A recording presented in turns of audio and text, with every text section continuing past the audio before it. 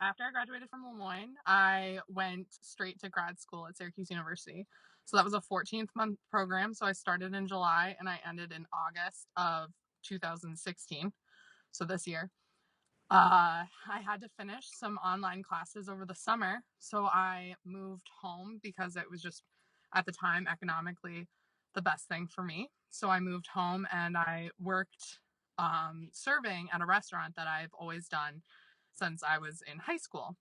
And while I was there, I was kind of looking at some of their graphics, and they were really struggling to get advertisements out on social media and different things like that, just because they didn't have the time and they didn't have anyone that they could talk to about it.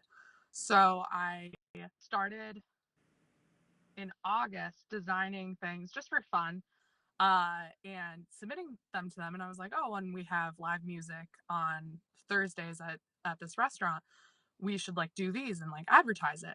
And so the owner called me in and hired me on the spot. They own 3 restaurants and a clothing store. So I basically like day to day go in and they have an office and I'll work there or at one of the restaurants. And I set up the social media for all 3 restaurants. Some of them had a small following or had started. But I was really just building on them and getting graphics and getting photos.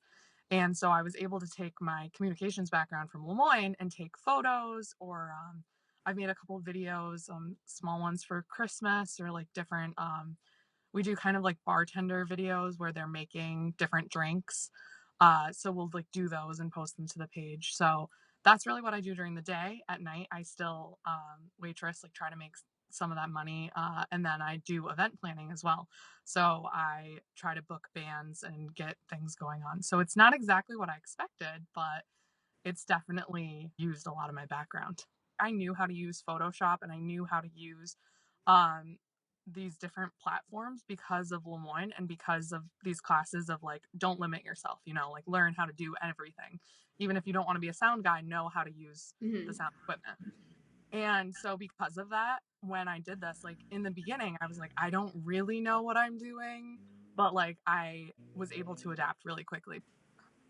In 5 years, I would hope to be out of Potsdam. I'm looking at some smaller cities right now, and I am actually really excited because it expands what I thought was just kind of a whole job. Actually expands my horizons because I can say like, yes, I went to school for specifically film and television, but I now have a background in social media and advertising and graphics. So, yeah, just always make sure that you're still learning because technology is changing so quickly.